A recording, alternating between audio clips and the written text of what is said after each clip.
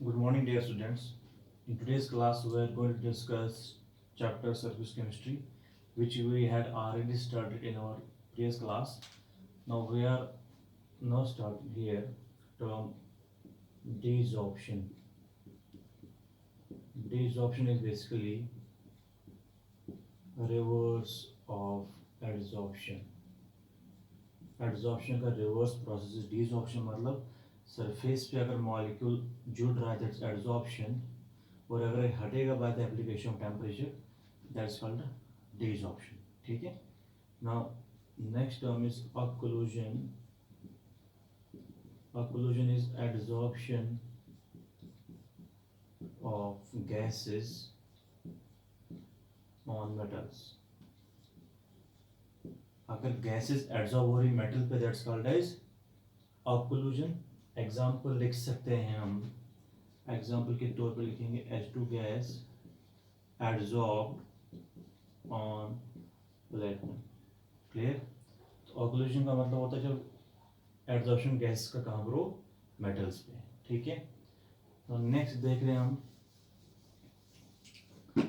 Mechanism of adsorption. Adsorption का mechanism क्या है.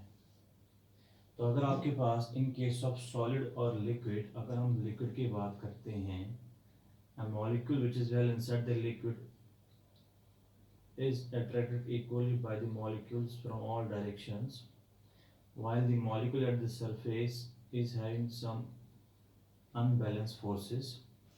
जो मॉलिक्यूल सेंटर में होगा उसको हर साइड से अट्रैक्शन मिलेगी, मगर जो मॉलिक्यूल बिल्कुल सेंटर में होगा उस मॉलिक्यूल को, this is example of liquid, उस मॉलिक्यूल के पास कुछ अनबैलेंस फोर्सेस रहती है, इनवर्ड पुल रहेगा.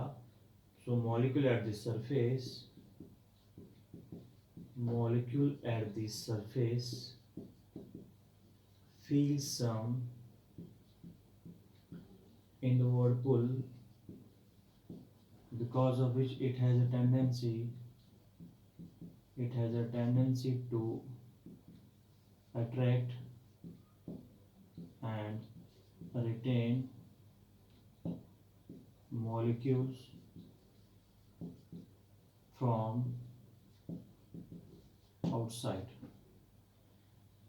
Means a molecule at the surface feels some inward pull. Because of this inward pull, the molecule at the surface have a tendency to attract and retain molecule from outside on its surface. This is why adsorption is a surface phenomenon. Clear. Now in case of solids, like in case of solids like transition metals, suppose निकल की example दे रहा हूँ, there are some free unutilized valencies. ठीक है. और इन्हीं unutilized valencies की वजह से क्या होता है, it has a tendency to attract and retain molecules. ठीक है. There are some unutilized free valencies. Clear है. Free and unutilized valencies like निकल के केस में ऐसे दिखा रहे हैं हम free valencies. So these are unutilized free valencies. ठीक है. इन्हीं unutilized free valencies की वजह से क्या होता है, solids have a tendency to attract and retain molecules. Clear. With the help of these unutilized free valencies. This is mechanism of adsorption. Clear. Now next जो उसमें देख रहे हैं हम, that is adsorption is exothermic in nature. ये question बहुत बार पूछा गया है सीबीएसई में भी. तो पहले देखेंगे हम enthalpy of adsorption. Enthalpy of adsorption. Enthalpy of adsorption का मतलब है amount of heat evolved when 1 mole of gas is adsorbed on adsorbent, means कितनी एंथैल्पी चेंज है, हीट इवॉल्व होगी जब एक मोल गैस एड्जॉर्ब होगा किस पे, एड्जॉर्बेंट पे, that's called enthalpy of adsorption. अब हमें देख रहे कि हीट इवॉल्व क्यों होगी, means why adsorption is exothermic in nature, उसका रीजन देखिए क्या है। एंथैल्पी एड्जॉर्प्शन क्लियर हुआ कि जब एक मोल गैस एड्जॉर्ब होगा तो कितनी हीट इवॉल्व होगी, तो that's called enthalpy of adsorption. अब इसका रीजन देखेंगे ऐसा हीट इवॉल्व क्यों होगी, why it is like this. देखिए नाउ इसका रीजन हम देख रहे हैं अकॉर्डिंग टू गिव्स equation delta G equal to delta H minus T delta S. We can use this equation to explain why adsorption is exothermic in nature। देखिए एक surface ले रहे हैं तो जैसे ही मॉलिक्यूल यहाँ जुड़ेगा, गैस मॉलिक्यूल जुड़ेगा, पहले गैस मॉलिक्यूल फ्री था यहाँ पे सपोज, और जैसे ही जुड़ना स्टार्ट हो जाएगा तो गैस मॉलिक्यूल्स की एंट्रोपी क्या हो जाएगी, gas molecules once they undergo adsorption, entropy decreases, means delta S becomes negative। Entropy कम हो जाएगी तो डेल्टा S हो जाएगा नेगेटिव हो जाएगा। जब डेल्टा S नेगेटिव हो जाएगा तो in this case therefore minus T delta S will be positive, ये टर्म क्या हो जाएगी, पॉजिटिव हो जाएगी। तो since we know, since adsorption is a spontaneous process, and for process to be spontaneous, for process to be spontaneous, we know delta G must be negative। किसी process को spontaneous बनाने के लिए डेल्टा जी क्या होना चाहिए, minus होना चाहिए।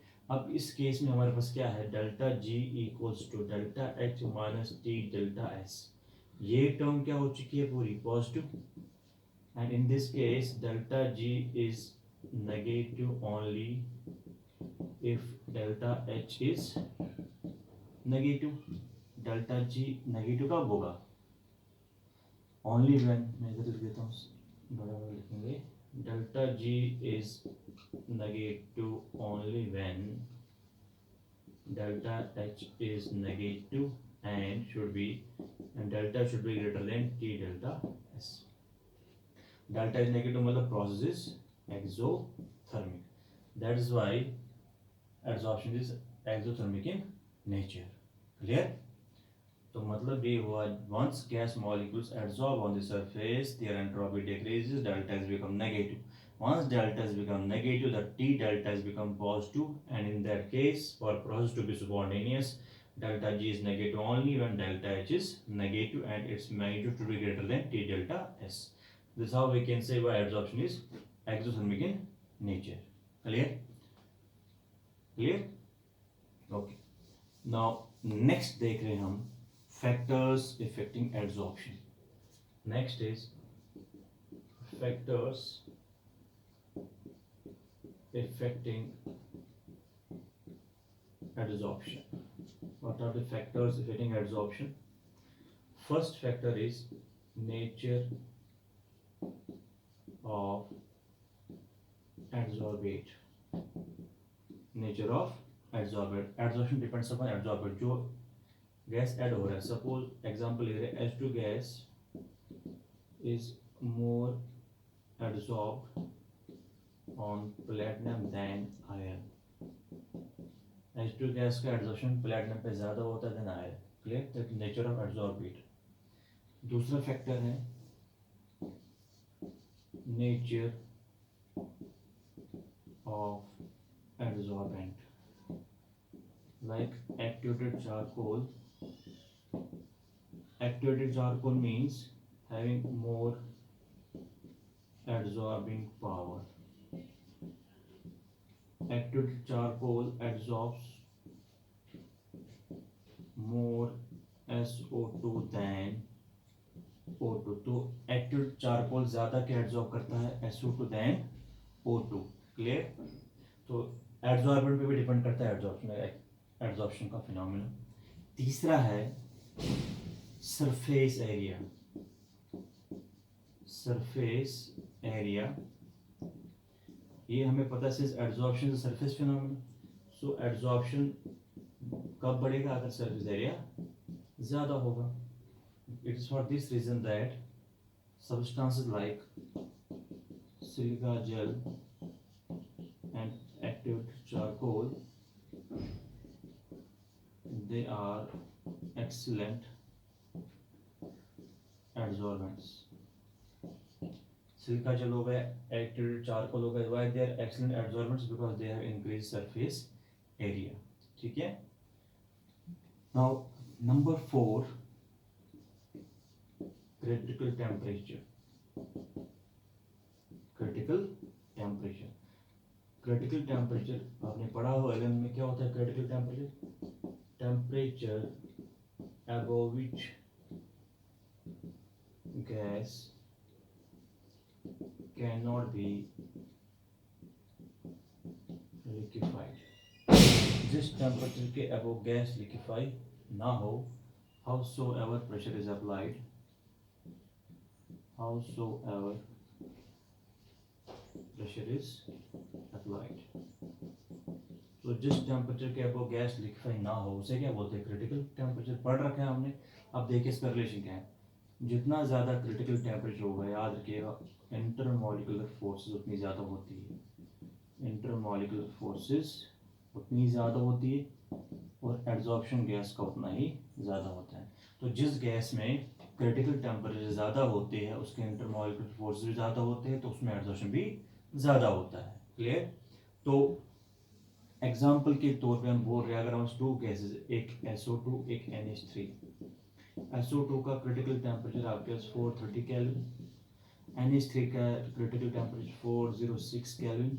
तो ज़्यादा क्रिटिकल टेम्परेचर जिसका होगा उसमें इंटरमॉलिक्यूलर फोर्सेस ज़्यादा होंगी, वो इजीली लिक्विफिकेशन उसमें जल्दी हो जाएगा और उसमें एड्जॉर्प्शन भी जल्दी हो जाएगा. तो ये गैस क्या हो जाएगी? It is more easily adsorb than NH3. Clear. तो दैट्स क्रिटिकल टेम्परेचर. समझ में आया. जिस गैस का क्रिटिकल टेम्परेचर ज़्यादा होगा उसमें इंटरमॉलिक्यूलर फोर्स रिडक्शन ज़्यादा होंगी और उसमें एड्जॉर्प्शन ज़्यादा होगा. जैसे इन दोनों केस में क्रिटिकल टेम्परेचर ज़्यादा किसका है? SO2 का ज़्यादा है, तो इसमें एड्जॉर्प्शन ज़्यादा हो जाएगा. ठीक है. नाउ अब इसमें 2 फैक्टर्स है, एक इफेक्ट ऑफ टेम्परेचर, एक इफेक्ट ऑफ प्रेशर. इनको पढ़ने से पहले हम पढ़ेंगे types of adsorption. Types of adsorption. Clear. Now this types of adsorption, this topic we will discuss in our next class. फिलहाल के लिए इतना दिमाग में रखेंगे, 2 टाइप के adsorptions है, उनको डिटेल में पढ़ेंगे नेक्स्ट क्लास में.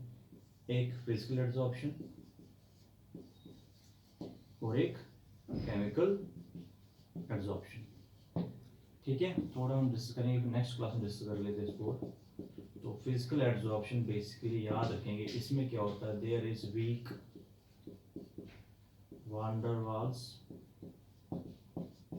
Forces between adsorbate and adsorbent. तो जिस एड्जॉर्प्शन में एड्जॉर्बेट और एड्जॉर्बेंट के बीच में कोई नहीं, no chemical bond is there, कोई केमिकल बॉन्ड उसमें नहीं होगा, उसको बोलते हैं फिजिकल एड्जॉर्प्शन. और अगर इसको कंपेयर करो मैं केमिकल के साथ, तो केमिकल एड्जॉर्प्शन में अगर आप देखें ध्यान से, केमिकल एड्जॉर्प्शन में there is formation of chemical bond between adsorbate and adsorbent. So in next class we are going to discuss difference between them and we are going to study them in detail. Okay students, till then bye, see you in next class.